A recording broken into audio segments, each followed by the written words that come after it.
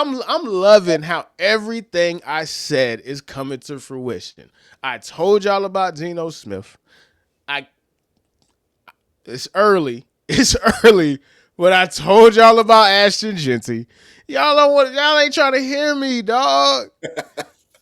If we really want to keep it a buck, 2 years ago, I told y'all about Caleb Williams. I'm on a hot streak. You actually got that was the next thing I was gonna get to, Herbie. And this was more of just a question for Bears fans if they cap into the Bears fans that we have on here and whoever comes across this. How y'all feeling about Caleb? I'm really curious, man.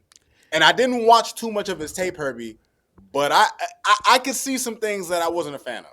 You know, Man, it's so funny to see the people who are trying to defend his tape. Like, Kurt Warner is trying his hardest to defend Caleb Williams. He said he had a really good game. Nobody agrees with him. Brett Coleman doesn't agree with him. JT O'Sullivan doesn't agree with him. The other guy, I can't remember. He's like, everybody, like, and me, I watched that all 22. Like, I watched all 22. I seen a lot of clips. I watched multiple people break it down. Regardless of the missed throws, regardless of the bad timing, right? he just don't see it, man. I'm sorry, Herbie. It's not. Well, the thing with him is that it's not even. Well, again, I don't know if I don't. That could be it, right? I don't want to sound dismissive to your point, but the point that I was trying to make it, if you just actually watch it, forget the throws. Don't even watch the throws. Fuck the throws. You watch a man who truly feels like he is incapable of just being calm in a pocket, dog. Like he is so jittery. There's no way you could play on time if you're that jittery. It's like he took a shot of Red Bull every time he breaks the snap or he breaks the huddle. He is. He's like, processing in public. That's all.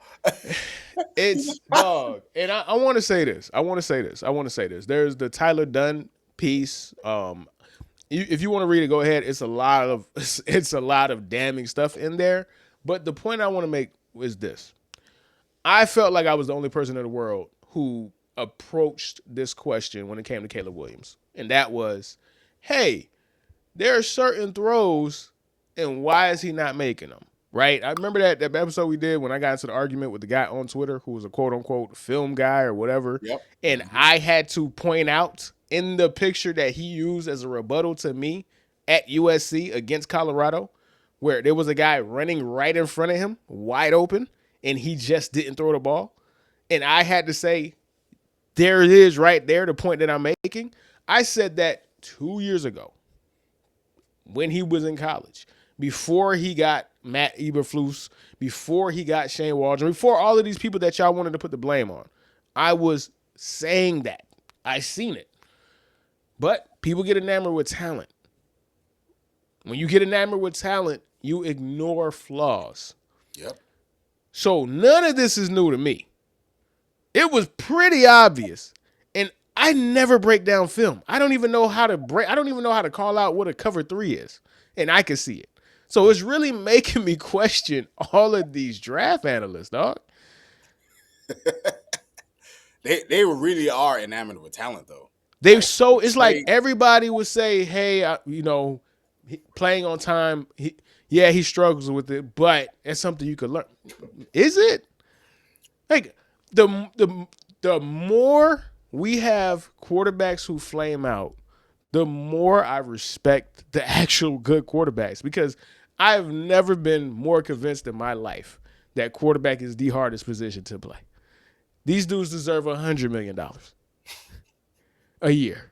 Like Josh Allen, Pat Mahomes, Matthew Stafford, Lamar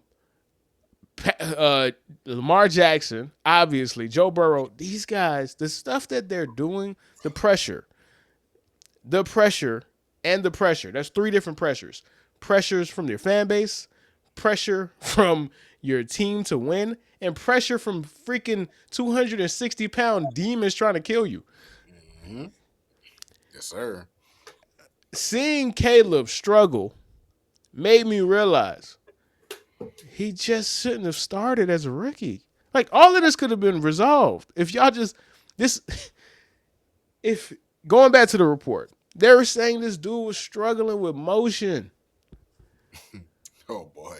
struggling with motion, struggling with the count, saying that he couldn't call out the right plays, so they had to simplify it to the point where they just were using colors.